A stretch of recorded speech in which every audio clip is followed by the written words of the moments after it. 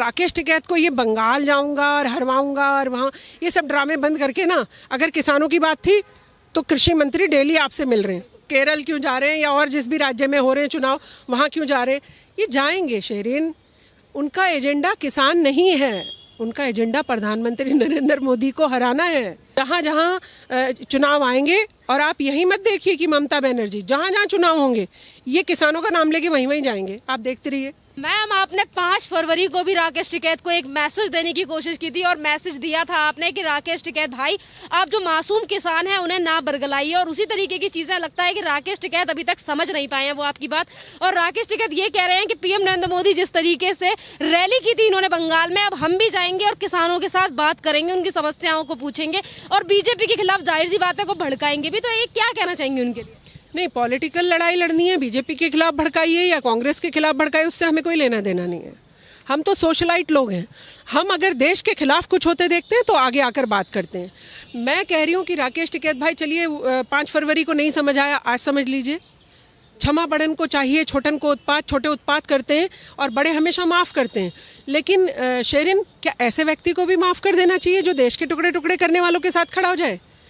क्या किसान आंदोलन इतने दिन से आप भी देख रही हैं, मैं भी देख रही हूँ, और हाँ, आप और मैं, शायद आपको याद हो, मैं बहुत नज़दीक से वहाँ उनके बीच घूमकर और वहाँ पर प्रोटेस्ट कर कर आई थी। तो मैंने जो देखा कि वहाँ पर वो किसान नहीं हैं जो हमारे किसान हैं, जिन किसानों को अन्नदाता कहते हैं हम लोग। वहाँ फुल ऑन बैंग ऑन राजनीति चल रही है। अब राकेश टिकैत जी का उसमें क्या हित सध रहा है ये तो वो खुद ही बता सकते हैं, क्योंकि हमें तो लगता है ऐसा पैसा या फिर भविष्य में कोई पद, कोई पावरफुल पद मिल सकता है उन्हें। लेकिन मैं कह रही हूँ कि भविष्य के चक्कर में आज का समय मत गंवा दीजिएगा। ये आज अगर आप किसानों को इस्तेमाल करके खुद कुछ बन भी गए तो वो मेरे भोले भाले किसान, वो मेरे भोले भाले किसान जो वहाँ इतने टाइम से बैठे, और आप यकीन मानिए शेरिन, मैं कभी झूठ नहीं बोलती हूँ, जो मैंने देखा कि किसानों को वो पता ही नहीं है कि कृषि बिल क्या है, जो वहाँ बैठे थे ना, उन्हें ये पता है बस टिकैत हमें ये कह रहा है कि शायद कृषि बिल में कुछ बहुत बुरी चीज़ आ गई है। किसानों को ये नहीं पता क्या आया है। हाँ, ज़मीन चली जाएगी, जैसे मुसलमानों को भड़काया था तुम्हें देश से निकाल देंगे, ऐसे किसानों को भड़का रखा है कि तुम्हारी ज़मीन छीन लेंगे। क्या किसी मुसलमान को भगाया शेरिन? क्या कोई मुसलमान देश से बाहर गया शेरिन? तो ऐसे ही किसानों को वो जो साथ बैठे हैं, अब मैं राकेश टिकैत को संबोधित नहीं कर रही हूँ आपके माध्यम से, अब मैं वो जो बैठे हुए साथी हैं, जो हमारे देश के बहुत सारे भोले भाले किसान भी हैं जो वहाँ बैठ गए, मैं उनको कहना चाहती हूँ शेरिन कि प्लीज़ ये राकेश टिकैत के चंगुल से निकलिए। मुसलमानों को बड़ी मुश्किल से मुल्लाओं के चंगुल से निकाल रहे हैं हम, आपको राकेश टिकैत के चंगुल से निकालना पड़ेगा। तो हम तो चंगुल से निकालते रहेंगे, आप कब तक फंसते रहोगे? आप समझिए कि ये सब किसी पर्टिकुलर पार्टी के अगेंस्ट तैयार किया हुआ ड्राफ्ट है। जैसा शाहीन बाग फ्लॉप हो गया तो अब ये किसान वाला चालू किया है। आप किसान वाला फ्लॉप हो जाएगा तो कुछ और लेकर आएंगे। तो किसी प्रधानमंत्री नरेंद्र मोदी से रंजिश का मामला है ये सीधा सीधा, कि प्रधानमंत्री ने पता है कृषि बिल में क्या किया है? वो जो मीडिएटर, बहुत छोटा जो किसान था शेरिन, प्लीज़ ये ज़रूर आप दूर तक संदेश पहुंचाइएगा किसानों तक, जो निचला किसान था, जो आत्महत्या करता था, ये लोग तो आत्महत्या नहीं करते थे, राकेश टिकैत के घर में तो कोई भूख से नहीं मरा होगा आज तक, ना किसी को फांसी की ज़रूरत पड़ी होगी। वो निचला किसान शेरिन जो भूख से मरा करता था, अब सीधा अपना फसल सीधा मेरे पास आ सकता है, सीधा किसी और के पास जा सकता है, सीधा आपके पास आ सकता है, और 2 रुपए की चीज़ 25 रुपए में भी बेच सकता है, 50 में भी बिक सकती है उसके पास ऑप्शन खुल गए। तो ये जो आड़ती छाप टाइप थे ना, जो बहुत निचले किसानों से सारी फसल लेकर उनकी सारी मेहनत को अपनी पॉकेट में भरा करते थे शेरिन, ये वो बैठे हुए सारे। तो राकेश टिकैत उसके हेड थे, तो राकेश टिकैत तो लेकर चलेंगे ही ना, और विपक्षियों का भी साथ मिला हुआ है, पैसा भी आ रहा है, फंडिंग आप ही लोग इनका उजागर करते रहते हो मामले। तो राकेश टिकैत सुधरे ना सुधरे, पर किसानों को समझ जाना चाहिए, कि अब हम छोटे से छोटा किसान बड़े से बड़े मूल्य पर अपना फसल खुद बेच सकता है। जैसे कि अभी आपने कहा कि वो जो बॉर्डर पर राकेश टिकैत या फिर अन्य बॉर्डर पर जो लोग बैठे हैं उनमें ज्यादातर लोग आड़ती हैं और कुछ लोग वो हैं जिन्हें बरगला कर लाया गया है। अब इसी चीज को लेकर शरद पवार ये कहते हैं कि किसान जो है वो असली किसान 100 दिन से सड़क पर बैठा है और पीएम नरेंद्र मोदी के पास टाइम नहीं है कि उनसे जाके बात करें, बल्कि ममता बनर्जी के राज्य में जाकर रैली कर रहे हैं, उनकी बात ना मानकर भी वहां पर रैली की जा रही है। आप भी जो मर्जी करते रहते हो। जब वो प्रधानमंत्री को कहाँ मना है देश में भाई? ममता नहीं चाहती थी। मैं कह रही हूँ कि प्रधानमंत्री को कौन रोकेगा देश में जाने से? और क्योंकि वो एक पर्टिकुलर पार्टी के लीडर भी हैं तो वो अपनी पार्टी के लिए भी काम करते हैं। अरे आपको तो प्रधानमंत्री से ही सीख लेना चाहिए कुछ, कि वो अपनी पार्टी का भी सब संभाल लेते हैं और प्रधानमंत्री होने के नाते पूरे देश को भी संभाल लेते हैं। उनसे तो सीख ले लीजिए। और शरद पवार किसान है कि नहीं है? मैं पूछ रही हूँ आपसे, किसान है ना? महाराष्ट्र में किसानी करते थे कि नहीं करते थे? तो फिर ये क्यों नहीं बैठे हैं जाकर? शेरिन, मेरा शरद पवार जी से सवाल पूछ लीजिएगा कि शरद जी, आप सब जो बड़े लीडर्स हो, राहुल भाई को भी बहुत चिंता है, प्रियंका दीदी को भी बहुत चिंता है, हाय किसानों के लिए सबका दिल कटा जा रहा है, 100 दिन आप क्यों नहीं बैठे? मैं पूछ रही हूँ। टिकैत की गोदी में जाकर ही बैठने की जरूरत थोड़ी है। अगर आपको किसानों की इतनी चिंता, आप अलग कहीं बैठते। लेकिन नहीं, आपको सिर्फ किसी के कंधे पे रख के बंदूक चलवानी होती है, जो आप चलवाते आ रहे हैं। कभी मुसलमानों का कंधा पकड़ लेते हैं, अब जाट भाइयों का कंधा टिकैत भाई के माध्यम से पकड़ रखा है। तो मैं बोल रही हूँ कि ये कास्ट खेलना छोड़ो, ये जाति खेलना छोड़ो और प्यार से जो निचले एकदम किसान है हमारा, जमीनी किसान शेरिन, वो उस तक फायदा पहुँचने दो। वो जब जो गरीब आत्महत्या करता था किसान, जो गरीब के 2 जून रोटी नहीं हुआ करती थी, जब वो उस किसान के पास पैसा आएगा तभी तो सशक्त होगा हमारा देश। या ऊपरी लोग ही खाते रहेंगे सारी जिंदगी पैसा? वाली बात भी है कि ये जो आंदोलन हो रहा है इसको लेकर पीएम नरेंद्र मोदी की तरफ से भी कहा गया था कि मैं सिर्फ एक फोन कॉल दूरी पर हूँ। उन सारी चीजों को क्यों याद नहीं करते शरद पवार? क्यों कहते हैं कि पीएम नरेंद्र मोदी के पास टाइम नहीं है किसानों से बात करने का? उस फोन को मिलाया किसने? जो फोन नंबर दिया है पीएम ने, उसको मिलाना भी तो पड़ेगा ना। मतलब आप क्या चाहते हैं कि हर वक्त घुटनों पे प्रधानमंत्री पड़ा रहे आपके?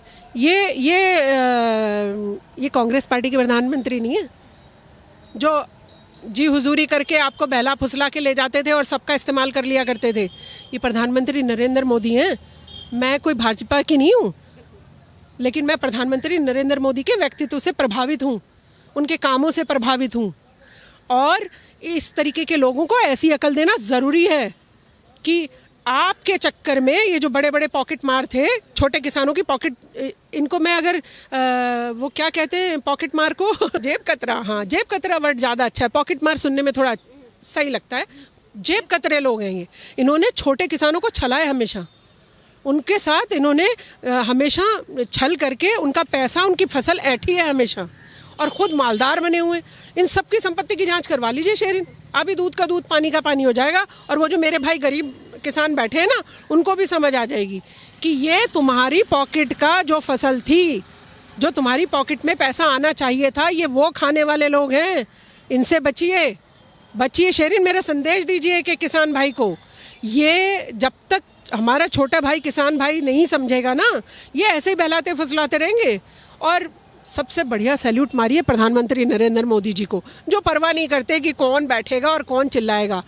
सीधे नीचे वाला जो व्यक्ति है ना, ग्राउंड लेवल पे जो है, पहली बार मैं देखती हूँ कि कोई प्रधानमंत्री सीधे निचले स्तर का जो व्यक्ति है, जो सबसे नीचे से आता है, उससे बात करते हैं, उस तक फायदा पहुंचाने की कोशिश करते हैं। फिर से हम किसान संगठनों की बात करें तो एक तरफ किसान संगठनों की तरफ से ये कहा जाता है कि हम किसी भी पॉलिटिकल पार्टी को सपोर्ट नहीं करते, हम सिर्फ अपना आंदोलन कर रहे हैं। पर जिस तरीके की चीजें अब आ रही हैं, कह रहे हैं कि हम पश्चिम बंगाल मतलब वेस्ट बंगाल भी लोगों को भेजेंगे और केरला भी लोगों को भेजेंगे। पॉलिटिकल पार्टी को सपोर्ट नहीं करते, पॉलिटिकल पार्टी आपको सपोर्ट करती है शेरिन।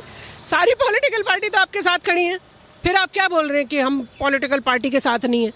अरे अभी आप और मैं खड़े हैं, हम दोनों एक साथ खड़े होकर कोई बात कहेंगे तो शेरिन आप मेरे साथ ही मानी जाएंगी ना। तो मैं पूछ रही हूँ कि सारी पॉलिटिकल पार्टी तो आप ही को सपोर्ट करती हैं, आप क्या मजाक करके जनता को बुद्धू बनाते हैं?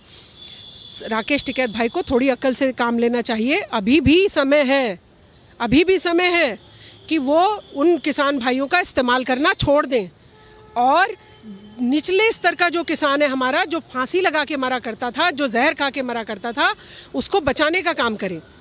उसको बचेंगे वो तभी जब प्रधानमंत्री नरेंद्र मोदी सीधा जो उन्होंने दिया है कि सीधा आप अपनी 1 रुपए की फसल भी 100 रुपए की बेच सकते हैं। राकेश टिकैत ममता बनर्जी को क्यों सपोर्ट कर रहे हैं? वो ममता बनर्जी को इसलिए सपोर्ट कर रहे हैं क्योंकि उन्हें काम ही यही मिला हुआ है कि जहाँ जहाँ चुनाव आएंगे, और आप यही मत देखिए कि ममता बनर्जी जहाँ जहाँ चुनाव होंगे ये किसानों का नाम लेके वहीं वहीं जाएंगे। आप देखते रहिए, फिर पूछने आइएगा आप कि फिर आप कहेंगे कि यहाँ क्यों जा रहे हैं, केरल क्यों जा रहे हैं, या और जिस भी राज्य में हो रहे हैं चुनाव वहाँ क्यों जा रहे हैं। ये जाएंगे शेरीन, उनका एजेंडा किसान नहीं है, उनका एजेंडा प्रधानमंत्री नरेंद्र मोदी को हराना है। वो चाहते हैं कि जिन स्टेटों से वो मलाई निकल गई है ना, जो दूसरी सरकारें दिया करती थी, यहाँ तो प्रधानमंत्री सीधा नीचे वाले किसान को दे रहा है सब कुछ। तो ये मीडिएटर्स जो माल ऐठा करते थे, इन मीडिएटर्स की तो दुकानें बंद होने वाली हैं। मुल्लाओं की दुकान प्रधानमंत्री मोदी जी बंद करवा रहे हैं। और धर्म की बात नहीं है, मैं देखती हूँ चाहे किसी भी धर्म के जो लूटने वाले थे सबके ऊपर शिकंजा है। ऐसा नहीं है कि मुसलमानों के ऊपर ही शिकंजा है। और आप देख रहे हैं कि किसानों का जो माल ऐठा करते थे, जिस दिन ये कृषि बिल लागू हो जाएगा ना, आप देखिएगा आत्महत्या बंद हो जाएगी, क्योंकि सीधा वो छोटा किसान, मेरा जो मजदूर किसान था, छोटा किसान, उसके पास पैसा आएगा। तो आपको भविष्य में आप और मैं बात करते रहेंगे, पर राकेश टिकैत को ये बंगाल जाऊंगा और हरवाऊंगा और वहाँ ये सब ड्रामे बंद करके ना, अगर किसानों की बात थी तो कृषि मंत्री डेली आपसे मिल रहे हैं, और प्रधानमंत्री नरेंद्र मोदी खुद कह रहे हैं हमारा phone number, phone line always खुली 24/7। तो एक दिन राकेश टिकैत का मैं इंटरव्यू देख रही थी, वो कह रहे थे कौन सा फ़ोन है भैया, तो जिसके यहाँ जाते थे 24 घंटे बैठा करते थे उनका फ़ोन नंबर भी नहीं पता। जाया तो रोज़ करते थे, 11 बार मिलकर आए हो, 11 बार में भी सेटिंग नहीं हुई, इसका मतलब समझते सेटिंग कहीं और है। और उन्होंने सख्त हिदायत दे रखी है कि मानना नहीं है, आपको सिर्फ यही कहते रहना है कि जी ये लागू करिए, वो लागू करिए। जब कृषि मंत्री खुद अपने कलम से लिख कर देने को तैयार हैं आपको सब कुछ, आप फिर भी मानने को तैयार नहीं है, फिर आपका एजेंडा क्लियर है शेरीन।